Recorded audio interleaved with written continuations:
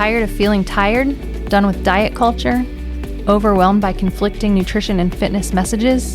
Then join us, your hosts of the Nutrition Revolution podcast, as we take a deep dive into all things women's fitness and nutrition. I'm Kimberly. And I'm Tabitha. And together we are debunking diet culture myths and giving you the tools you need to finally see the results you're looking for. It's time to revolutionize your nutrition and training.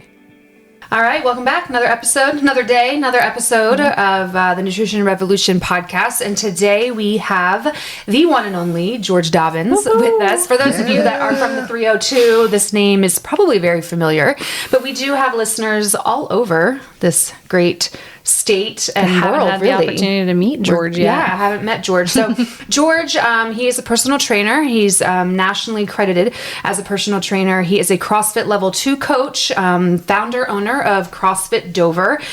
He's also an Enlifted Level 2 story coach and founder, owner of Live Well, which is your newest business endeavor, bringing a wellness space to Kent County. A much needed wellness space. Yeah, we're excited to have you here today, George. Thanks for being with us. And so we'll just dive right in. I like to get into the meat and potatoes pretty quickly. Give us just a little introduction of yourself and kind of your origin story. What inspired you all those years ago to open CrossFit and then to expand into a wellness and like mindset coaching studio? Yeah. So I'll go all the way back to 91, where I grew up in a military household. My father was Air Force, so we were living in the Philippines at the time, and the active volcano on the island erupted. So that brought us to the States, and that was in 91. And there were 6 of us. I'm one of 6. My mother was born in the Philippines, and that's where my parents met. We ended up here, as I said, through an evacuation, a 24-hour evacuation. And since then, I've always been into this ideal of athletics, more so soccer earlier on, and then basketball, and then transitioned to high school, and that's where I picked up exercise, more specifically weightlifting. And then from that point, I transitioned into, or I met this thing called CrossFit, and it was almost a love at first sight kind of moment. You were one of the first. Yeah, first one in the state. Yeah. 87th worldwide. Yeah. So that's you were the first one in the state. You really brought CrossFit to Delaware. Yeah. It was kind of like a what is this? Yeah. Yeah. I mean, that's exactly what it was at the time. It was love at first snatch. First clean. Nice. I love it. Yeah. I was working at, it was Gold's Gym at the time. Yeah. Before then, well, now it's Club Fitness, but it was Gold's Gym at the time. And I was a trainer there and actually the director of the personal training department.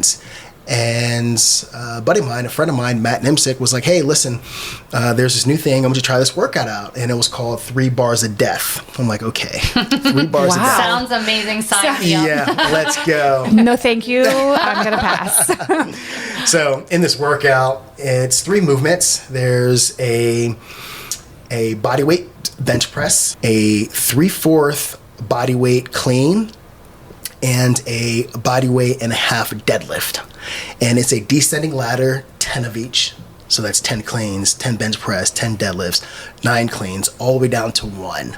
And I remember logging on to CrossFit.com because back then there was a workout forum and you can see the workout of the day and you can see people's times and people all over the world posting their times. I'm like, okay, 18 minutes doesn't look bad. And then 69 minutes later is when I was finishing. And then I'm like, oh man, this is great. Yeah. And humbling. It is humbling. And that's when I knew I wasn't as fit as I thought I was. So you could be. Or I could be. You're right. So then that drew me to this thing called CrossFit. And then from that point, it was the community and just the people, the camaraderie. Yeah. CrossFit does a really great job making it about community. Yeah. Everything is about who you surround yourself with and getting through the workouts with people. Yeah. So, those are the same people that are like encouraging and cheering you on. And there are times where I would be the last one to finish the workout, and they're the same people that they're not cleaning their equipment up. Right? They maybe grab the water and they're just on the side right next to you and just pushing you through, right? To me, and even being in a competition setting, right? You still get that same kind of love, that same kind of energy. And that is one of the rare situations where you can compete against somebody and they in return will be right next to you cheering you on. So that's so that energy just what really drew me to CrossFit. Yeah. That's awesome. I love it. Yeah. And that was the catalyst to like, I'm going to open this, like you saw the need in Delaware for it. Yeah. So you know what? And it's probably a little more personal or maybe more selfish, right? And I say that because I pulled away from like organized sports when I was a sophomore playing basketball. So my junior, my senior year, I didn't play any kind of organized sports. And so CrossFit gave me that opportunity to surround myself with a team of people. Yeah. And I was really needing that. And I was wanting that. And even at that, not knowing, it's just something that I just naturally gravitated towards. Maybe because of my time in that atmosphere, in that environment was cut short. So, I needed that camaraderie to for sure. Yeah. Made you feel like an athlete again. It did, 100%. Yes, love that. Yeah. I think that's a lot of the clients too, right? Like a lot of the people who go to CrossFit, it's because they are seeking community. For sure. I think CrossFit's known for having that kind of community. Yeah, definitely community. The healthy competitive drive, the team, right? Yeah. The challenge. Yeah. For sure. Yeah. So, I mean, I will say, having been born and raised in Delaware, I know you're CrossFit George is what I would describe CrossFit George. CrossFit but then George. also in more recent years, Mindset George. Yeah. So what was the catalyst? So you did CrossFit. When did you open that here in Delaware? That was 06. 06. Yeah. Okay. So 06, you opened CrossFit, did that for years, brought CrossFit to Delaware. Then what was the catalyst that got you into more of the mindset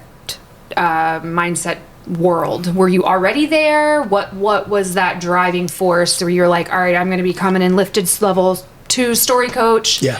Or, all that. So for me, another personal encounter, back in the COVID times, pandemic, right? So running our gym and COVID hit. The shutdown came, the pandemic was here. And during that time, we were very much a brick and mortar. So people would come into our gym and they would work out and they'd stick around, hang out, talk, have fun, laugh. So that was gone. Yeah, overnight. Yeah, overnight. It was. Yes. Yeah. Oh my gosh, I'm like PTSD. Yeah, Oh my goodness. anyone who ever worked, because I worked in a gym during that time, you did same. too. It was literally overnight. Yeah. You can't come in tomorrow. Yeah.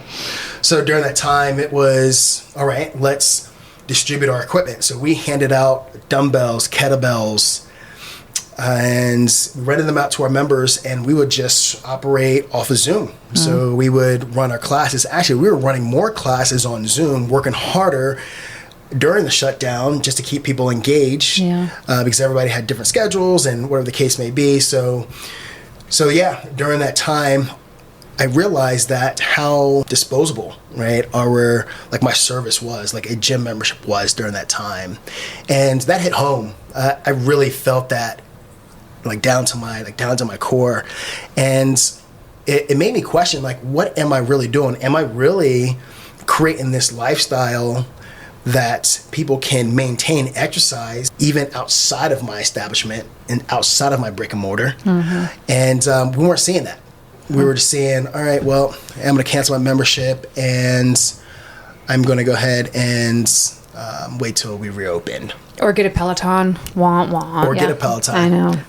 Personal trainer to come to your house. Right. Yeah. So during that time, just understanding that the service, the offering that I had was disposable. And at the same time, too, during that time, I think we all had opportunity to reflect on, hey, what am I really doing? Am I really creating impact? Am I really delivering a value? And so those questions made me question, right? Where am I at? I remember having a phone call with you during that season. You and I talked about what do we do? For sure. Yeah. And so it encouraged just some deeper internal reflection. And during that time, it allowed me to process through some of my own stuff. And therefore, and there, behold, was this ideal of, all right, well, I'm in a better position mentally and emotionally. How can I, in return, service other people with what I received? And what I received was through my teacher, my coach, Mark England, the founder of Enlifted. Okay. Love that. Yeah. Yeah. Cool. So you finding something that spoke to your soul and that helped you, sparked that passion to want to expand your services to help others and bring that same, I think when people saw you having those mindset shifts, it was almost like a light being drawn to you, to them, of like, all right, what is he doing that I should be doing too, right? Like, as you had conversations, because you're big on sitting with people and talking with people and having conversations. So, having that mindset shift for you made you see, like, for sure, and there's a need that a lot of people aren't getting it. It was really almost like a green light, you know?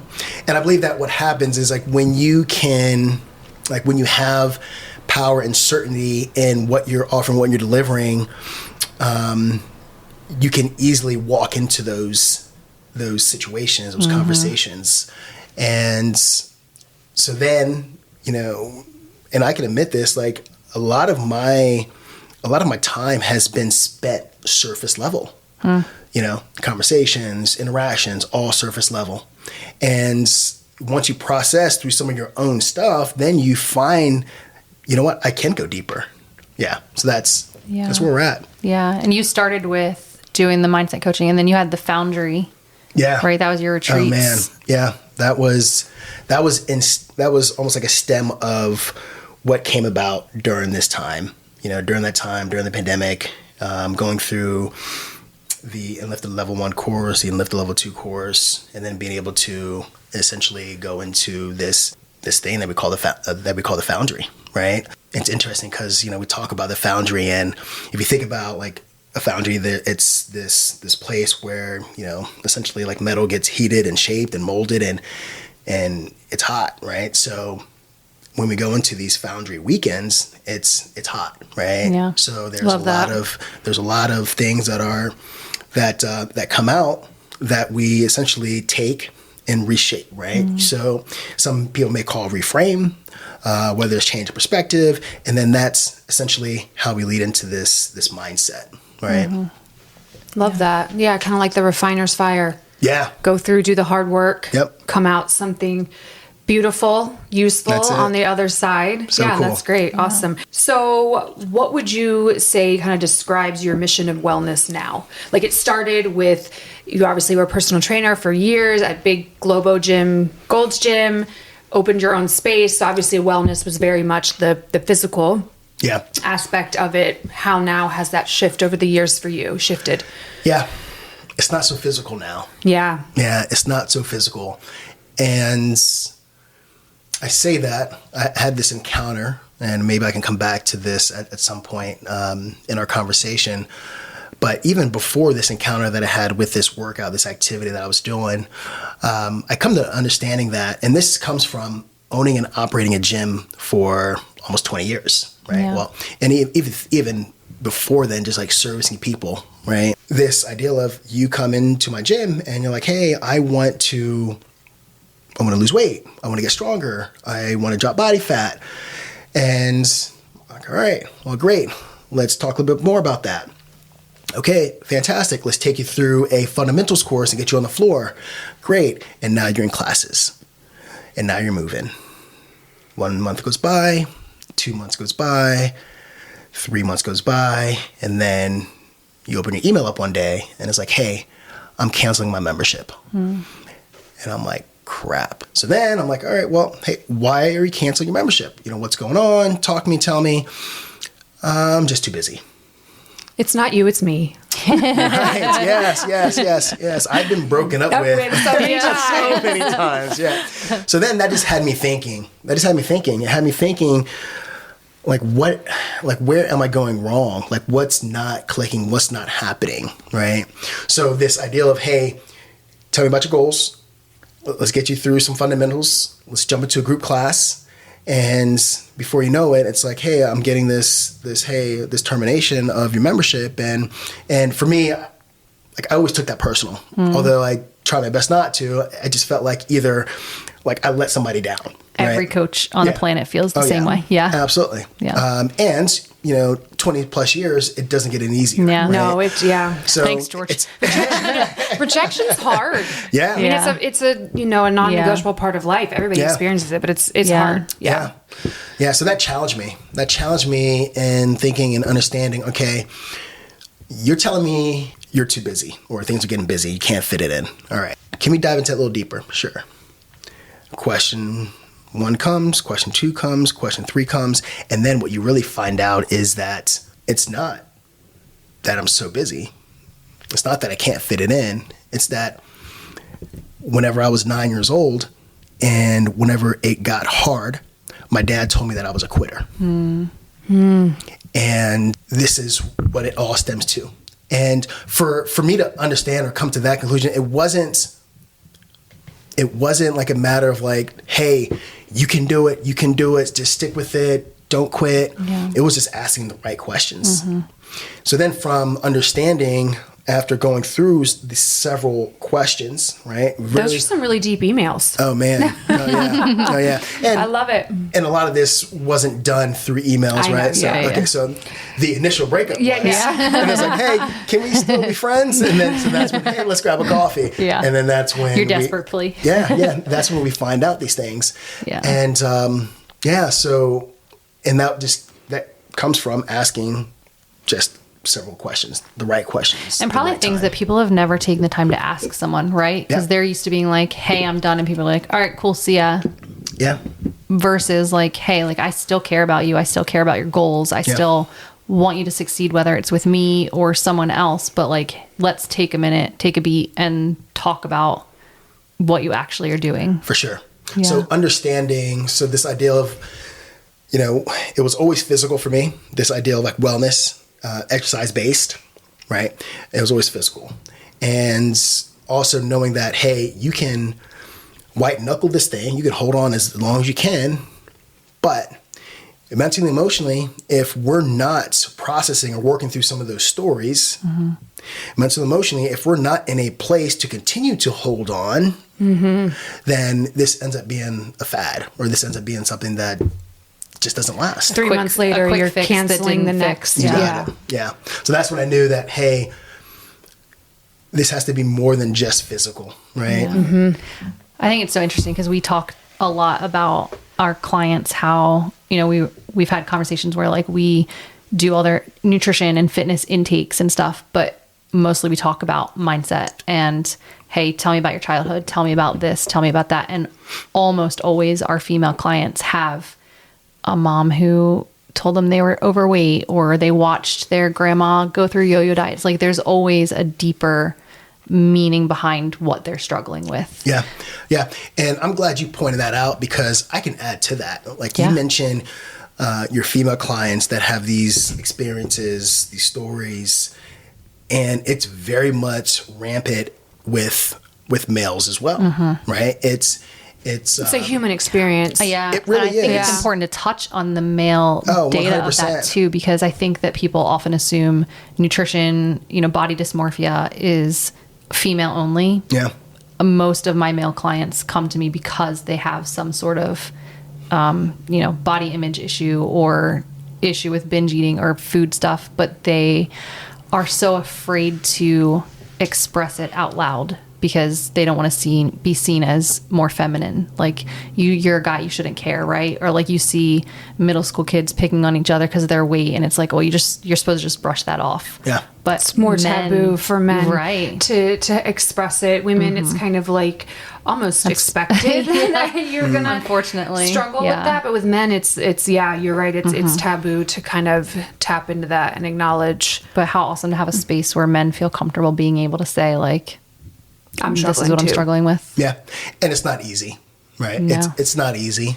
And it is met with a little bit of resistance. But I believe that's, the beauty of it is like when you are able to do this, like be in conversation face to face and having that time together, it changes it. Yeah. For sure. Yeah. It's beautiful. That's awesome. Yeah. Connection is super powerful.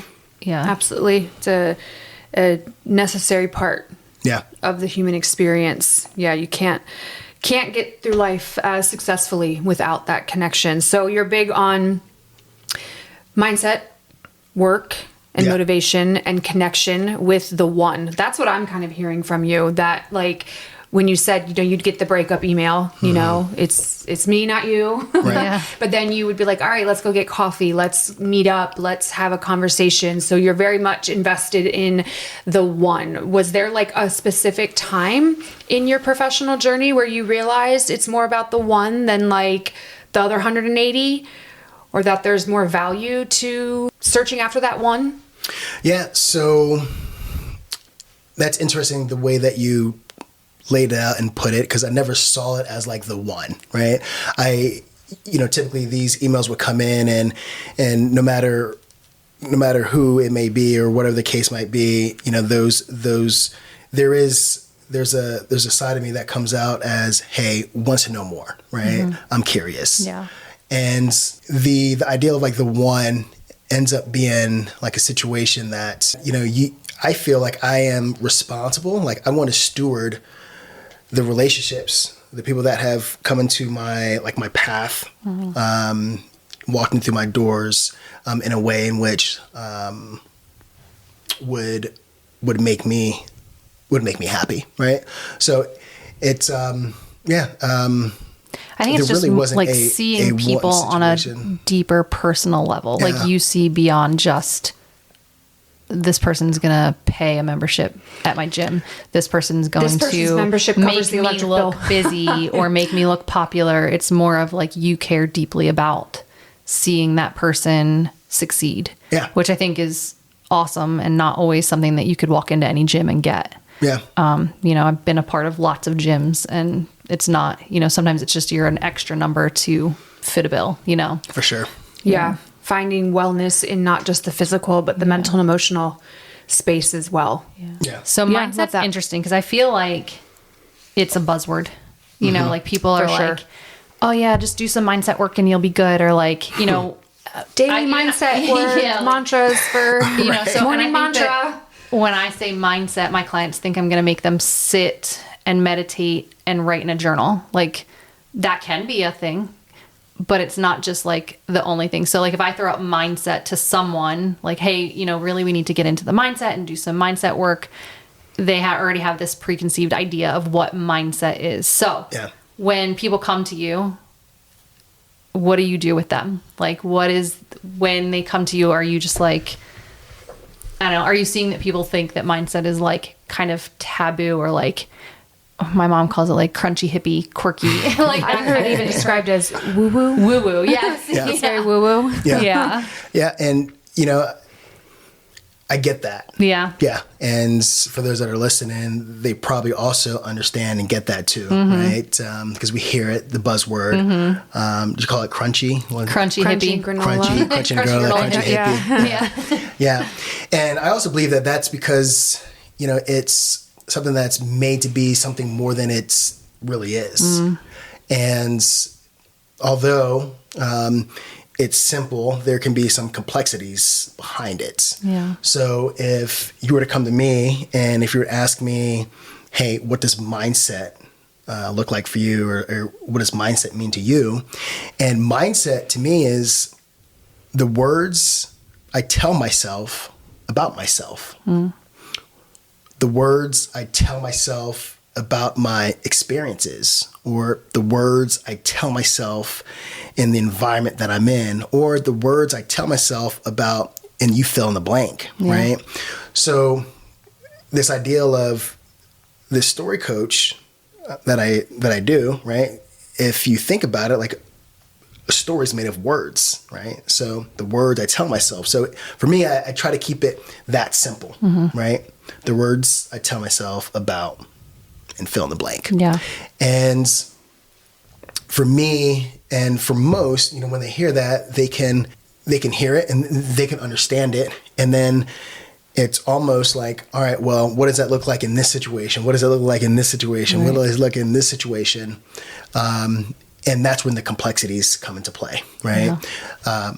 Because if I go back and I say, hey, the words I tell myself, and I look at the story. So, hey, there's a story that you have, Tabitha, that you have, Kimberly, that is consisting of these words and are influencing how you see whatever it is in front of you.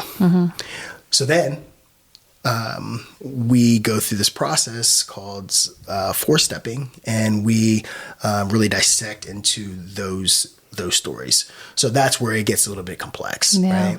But how can we, because, this ideal of words, and, it's funny because that song, Sticks and Stones may break my bones, but your words will never hurt me, right? False. Words hurt so much. Very much. False. I'll take your sticks and stones. Right. I can, move out of the way. Matrix style, get out of there. Oh, but words are... Well, I think words have so much power because of the emotion involved in the feeling, right? Like people may not remember what you say, but they remember the way that they felt around you. And so with that, it's the words have the power, the meaning behind the words and the way that you deliver them, right? Yeah. So example, what I mentioned earlier, this member that I was dealing with, and this idea of the word hard. And when things get hard, I'm told I quit. And that's a story that goes back to when she was 9 years old. So when we talk about, and it's this word, it's only 4 letters, H-A-R-D, but it takes her back to this mentality and this feeling of, oh man, when I quit, whatever it may have been. The attachment to it specifically. Yeah. So those words and how they elicit the feelings and the emotions and then in return, the mindset that is influenced from that, right? Yeah. I don't think people realize that words and even actions, but mostly words actually sit in your central nervous system, right? Like your body is actually holding on to those things that you might even not even know why, but saying that word can just trigger something in you to have a reaction. The feelings and the emotions associated with that word. Yeah. And the experiences that went along with them. For sure. So, and that story resonates with me because when I hear the word hard, I immediately, hands get clammy, I start getting a little antsy, and immediately I would go into this different vocabulary. So, that's challenging, or that's difficult, and I would lean into these other words that also were described with this word hard. But for me personally, like that word hard became like this, it just elicited like this almost like this anxious feeling, Yeah, you need to run through a brick wall or something. Right. And then for me, it was, all right, well, and actually that's how I got into this idea of like cold plunging, is I found that initially to be hard. And I would go into the water, I'm talking like 40-degree water, right? And I would repeat to myself, I can do hard things. And this is somebody that would have such an aversion to even that word. Like I would hear that word and I would quickly, shift in, difficult or challenging or tough. Or you say hard, I'm like, oh no. Oh no. Yeah. So anyways, spending time with that a little bit, right? Yeah. Created that shift. Yeah. And Yeah, George is the reason that my husband started cold plunging. Oh yeah, and then forced me into it. So many conversations of George being like, "Brandon, you got to do it. You got to do it. Got to do it." Kimberly, Brandon's got to do it, and then. And he adopted the same. I can do hard things. I can do hard things. I can do hard things the whole time. So that was sort of your gateway drug into getting yourself to do hard things. That's it. Cold plunging. Death bar workout. 3 bars of death. 3 bars of death. 3 bars of death. Okay. But there really is something to exposing yourself to things that make you nervous and uncomfortable, right? Like, I was always like, I'm never getting into the cold plunge. That's terrible. I would watch Brandon and George push each other on Sundays. They'd be like, I did it for this long. And I was like, I'm never doing it. And then I needed to do something hard. I needed to expose myself to feelings outside of the lies of feelings that I was telling myself.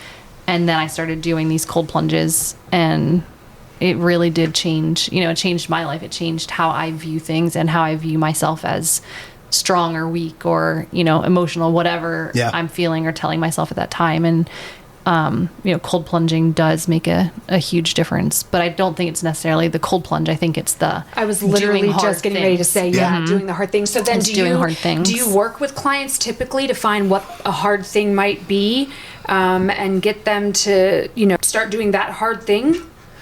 Yeah. So it's delicate, right? Yeah. So maybe I believe in this minimal but viable dosing. Right. So it's delicate. So this minimal viable approach, right? How can we slowly enter our way into these pieces and these things? And at the same time too, I also understand that there are some people that just want to dive right in at full, let's go. But for me, to answer that question, it's a little more delicate than that. Right. Yeah. Because at the same time too, there's a balance of, hey, what's too much, right? And what would push me away or push the person away, right? So a lot of that is done through the questions, right? Mm-hmm. Because answers push and questions pull, right? So when I'm talking to you and I'm asking you these questions, I'm pulling from you, right? As opposed to me answering, me telling you to do this, me telling you to do that, and that's like, hey, that's pushing you away, right? So it is delicate, minimal but viable dosing. Try to keep it appropriate. Yeah. Get them to maybe come up with some of their own solutions. Yeah. To the heart of where they are, where they're willing to go. For sure. Yeah, meeting them there. Absolutely. Love that. Describe to us your new space, Live Well. Okay. Yeah. Admittedly, I have been there.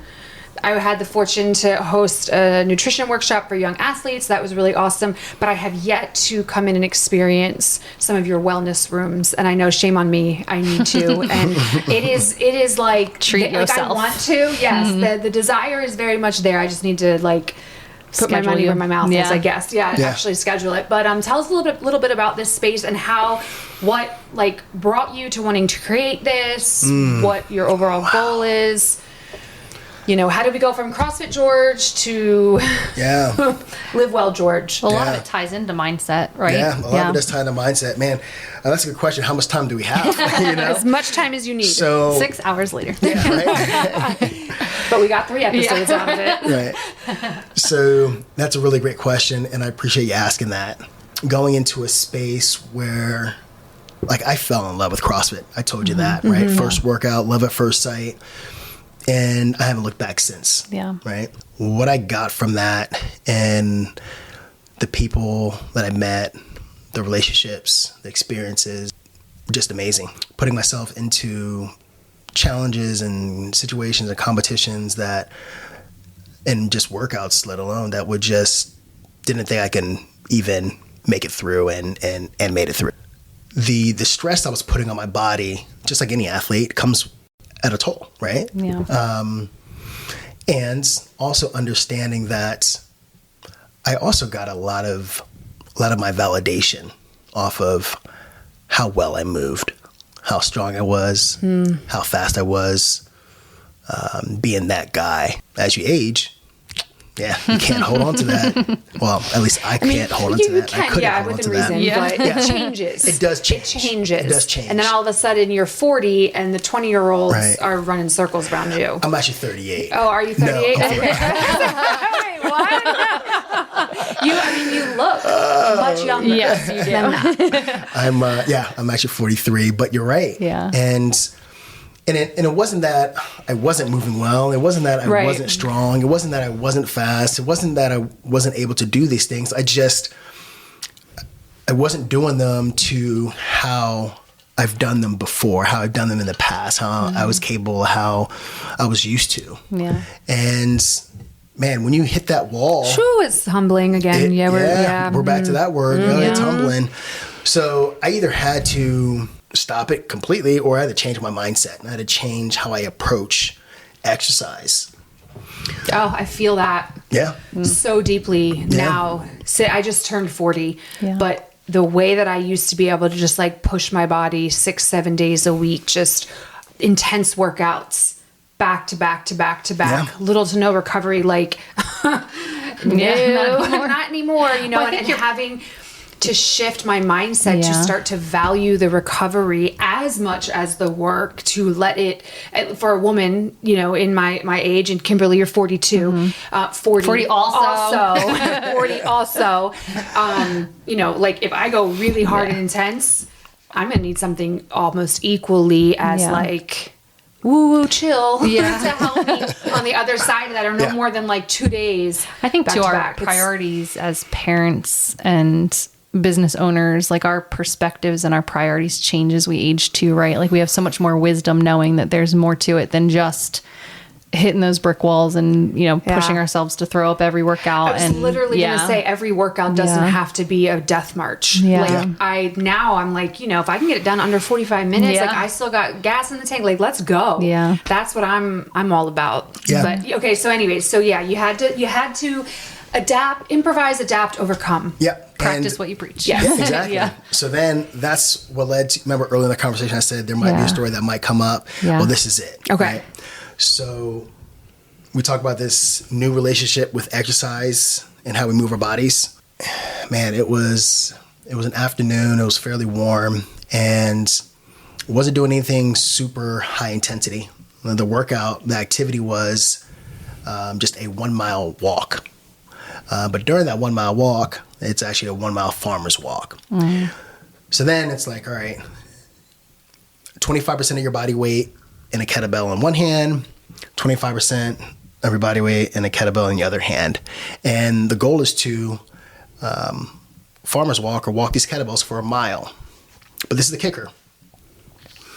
Before the workout starts, the pre-frame, the mindset pre-frame that I implied to myself was, what are you holding onto that is causing scarcity in your life? Deep. Yeah. Like that. Yeah. So I kind of mull on that for a few minutes before I pick up my bells and go. And then I'm like, all right, well, it's time to start, right? Nothing high intensity, right? You're just walking with a little bit of weight, carrying a little bit of weight, walking. So I got my bells and I go. So I'm walking and I remember I put my bells down, shake my hands out. I pick them back up and I walk again and I put them down and I'm like already counting in my head how many times I haven't put the bells down. I'm already like tracking my progress to the degree of like how many times I'm like, all right, don't put the bells on again. And I had to stop. I'd be like, hey, listen, that's not part of the activity, right? You're not counting your drops. But that's the mindset that I had. Because that's your past creeping in.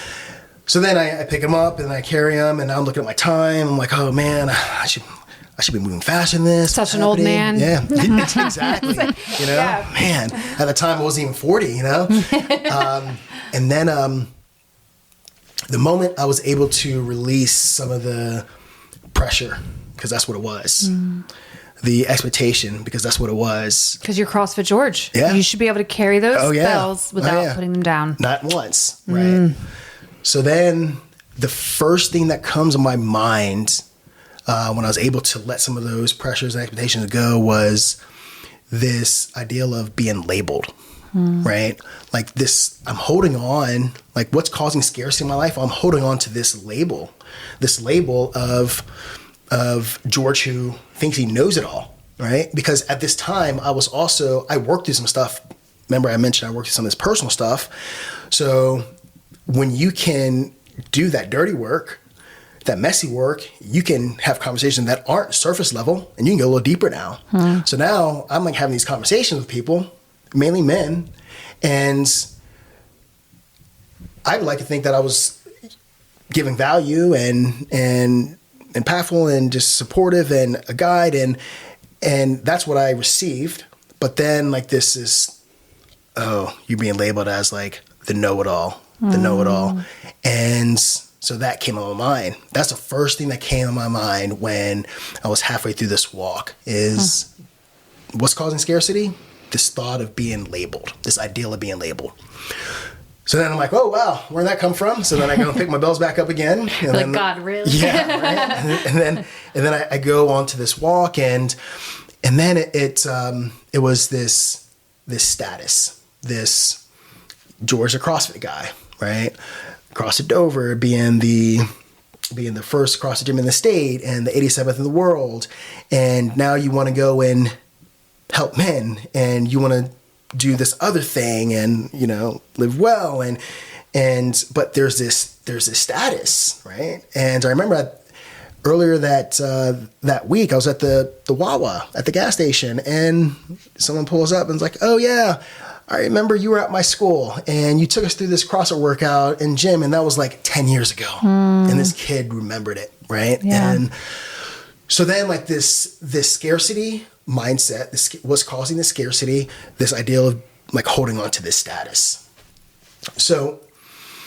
Okay. All right. So I pick my bells up, and as I'm finishing this mile, the last thing that comes up during this activity, during this workout, right? This activity, this exercise. And this one you just put on yourself. Yeah. Yeah. Just moving our bodies, right? Nothing high intensity, right? Challenging more mentally and emotionally though, right? Because that's where we're going. And it was this imposter syndrome. Yeah. So that's the third thing that just peeked its head.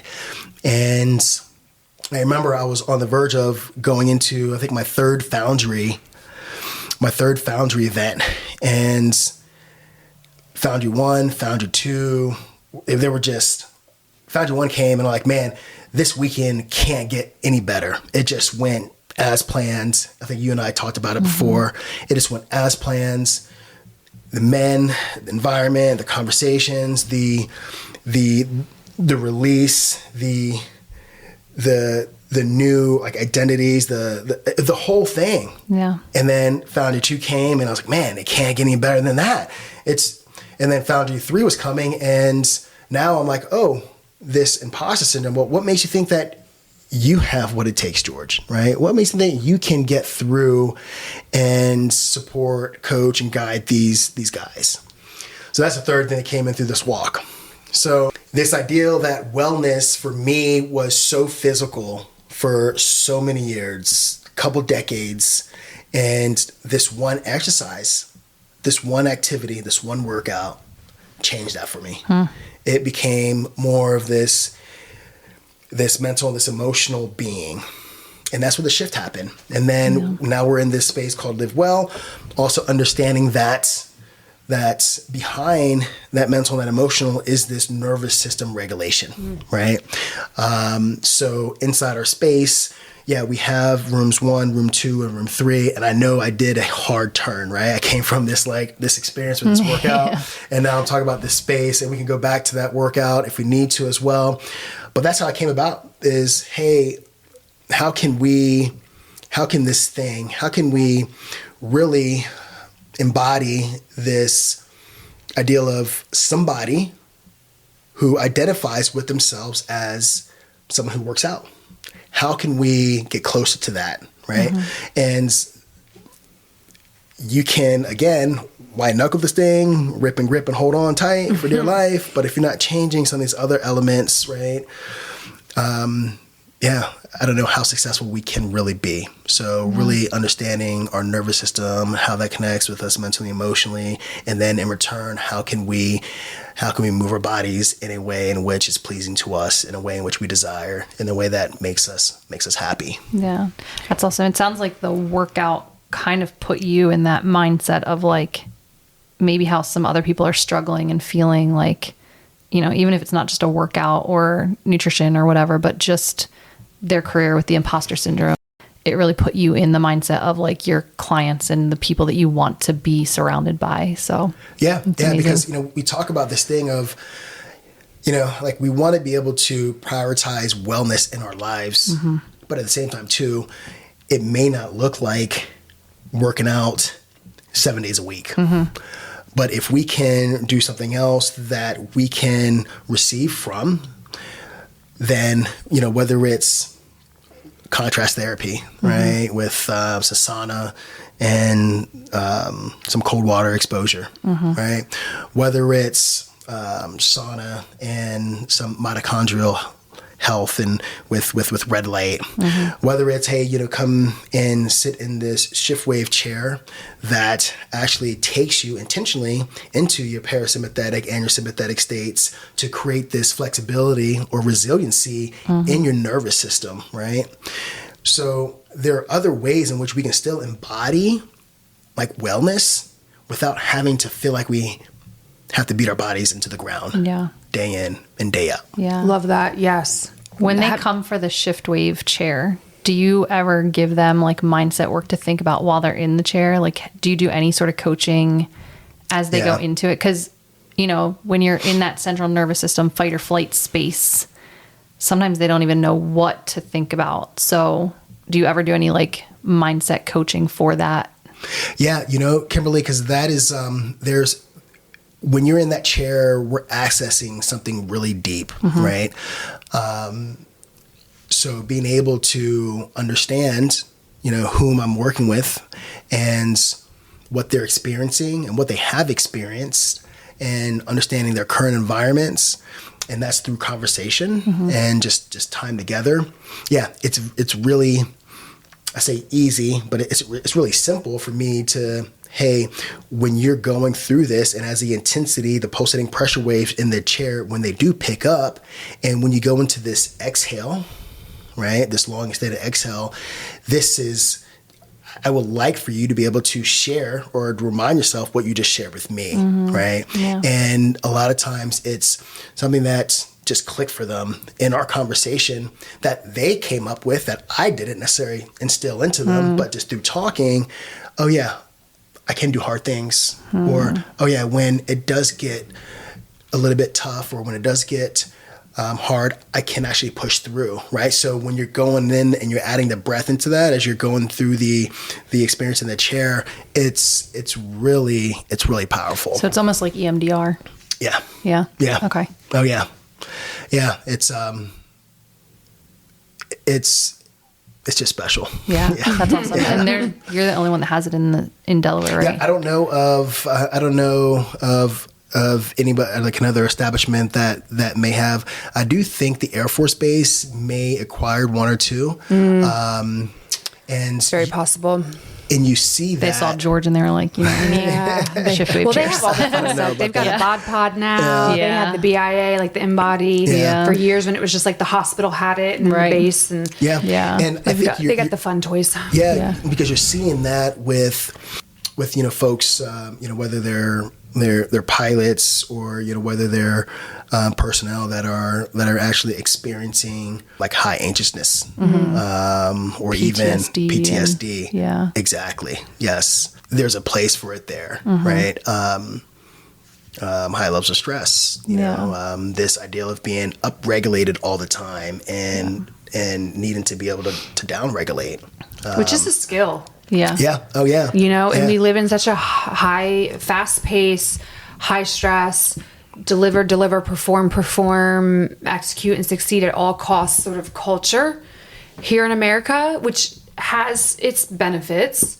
But for a lot of us, we don't know how to, like you said, downregulate. Yeah. And we're constantly on the go, bouncing from activity to activity or goal to goal, professionally, physically, whatever it might be, that we've become, I believe, a culture that is no longer accustomed to just rest, silence, peace, or how to transition ourselves from being in that flight or fight, mindset or, that physiology to being able to rest, relax. To even my wife, Brooke, right? She, in order for her to show up as the mother that she wants to, she's very aware of just at times where she is so maybe upregulated, that her time in the shift wave chair is vital. It's like sacred time, right? And even like with her profession, right? So, we talk about, whether it's PTSD or whether it's just anxiety or whether it's high levels of stress or whether it's, but even just for us to be able to show up in the way in which that we want, that makes us proud as parents or as business owners or as spouses or as friends or, the ability to be able to regulate our nervous system, our autonomic nervous system in a way that that the shift wave chair is helpful for. Yeah. So I think I didn't realize what a big deal the central nervous system played in the body until I read Your Body Keeps the Score. And after reading that, I was like, oh my gosh, like this is mind-blowing for me. And then I started recalculating my own thoughts and my own things. And I was like, wow, my body really is holding on to so much and learning ways to de-stress, like cold plunging or sauna or, therapy, whatever you need to do, like to release all of that. Chiropractic is a huge one. Even just giving yourself permission to have regular downtime. Right. Yeah.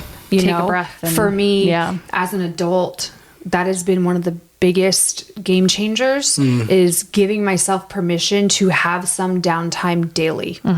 Right. And it looks different day to day. It just depends. Also, it looks different, like depending on where I am in my menstrual cycle and what I've got going on that day. Like there's a variety of things, but giving yourself permission to have that, I think that for me has been one of my biggest flexes of, entering into the middle-aged arena of life, is being okay with giving yourself downtime, of giving yourself permission to rest, giving yourself permission to utilize wellness resources beyond the physical CrossFit George. Let me push my body as hard as possible because I very much like resonate with you, George. That was my go-to. And then that was like this, what's the word I'm looking for? Like talisman of strength and honor. Badge of honor. Thank you. Yeah, that's what I was looking for. That like I clung to. That like, this meant I'm tough and like I'm doing stuff. And now I'm like, actually, I think I'm tough because I've prioritized my mental health over the years and gotten help as needed and rest and recovery and saying no and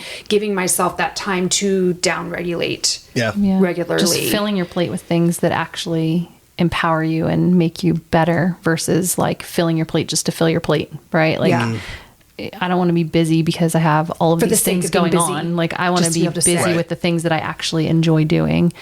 And sometimes it is just a spiritual practice or, mindset work or, doing different workouts, figure out again, as you age or as you change your perspective on different things and how life should be, finding different ways to move your body that feel empowering and feel good versus just, I have to do this because this is what I always did.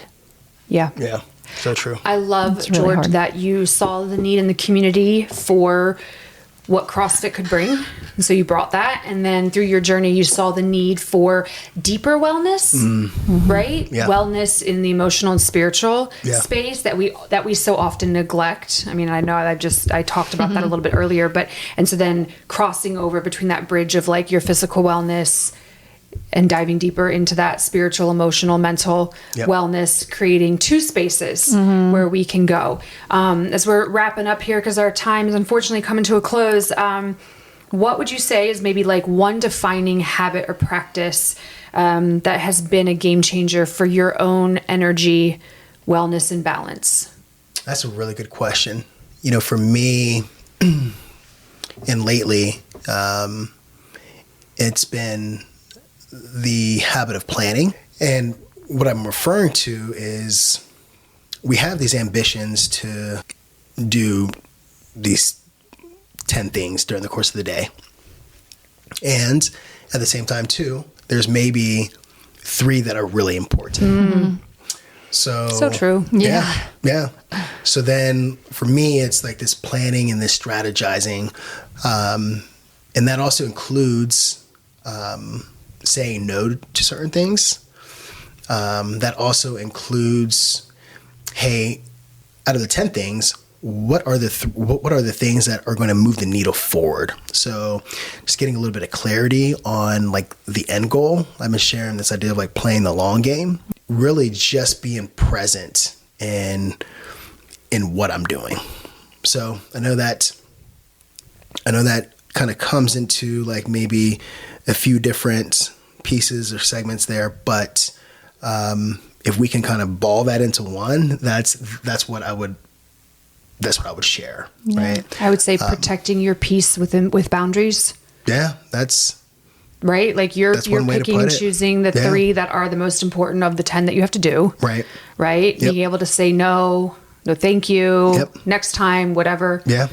And making sure that those things are moving your needle forward. For sure. Keeping your cup full. I love that. Yeah. Where can our listeners go? Because like not me over here Googling Live Well to book a shift wave chair session. Yeah. Literally, I'm like, I'm going to look at my I've had calendar people this ask week. questions, so let's answer it here. Can people come together? Yeah. I actually love the fact that people would come in and share that time together. Do like a group session or like couples. Like my husband and I could come in. And, absolutely. And for me, that also comes back to this, like this spiritual, like this relational connection, that you have with somebody, right? Maybe somebody in the present, right? Like with you. And so when I see people come in and they book a room together, that just makes me really happy knowing that they do have some shared time. Yeah. Without the kids. Yeah.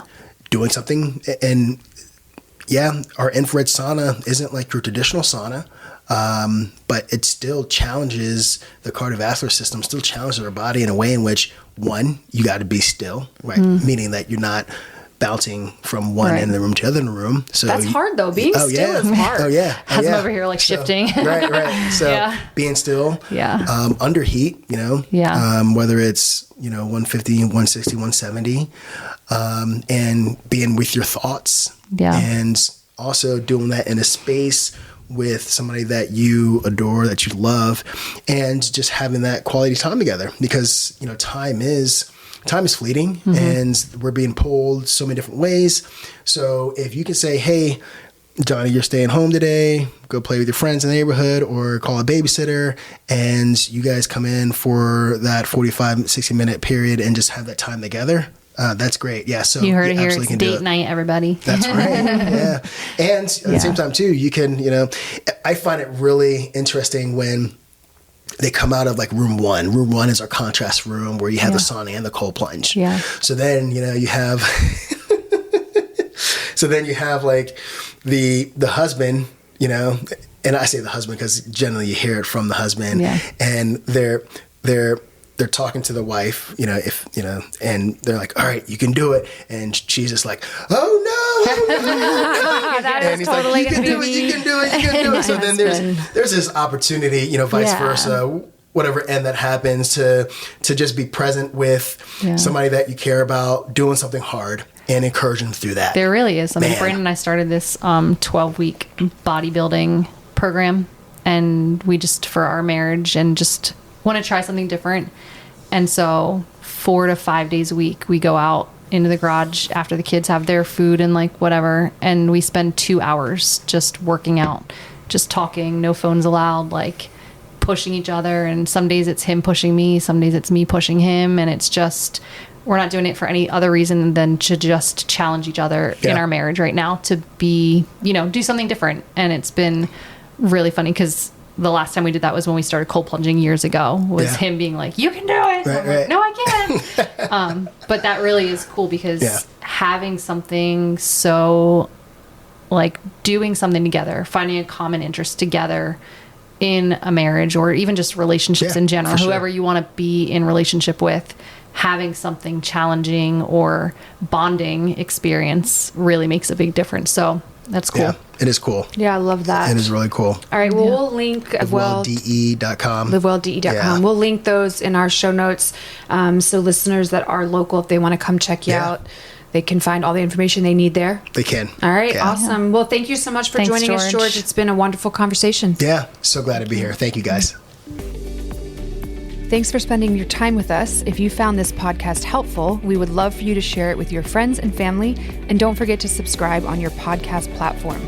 If you have nutrition or fitness questions you want answered on future episodes, we would love to hear from you. You can submit these questions to our email, thenutritionrevolutionpodcast@gmail.com, and follow us on Instagram @thenutritionrevolutionpodcast.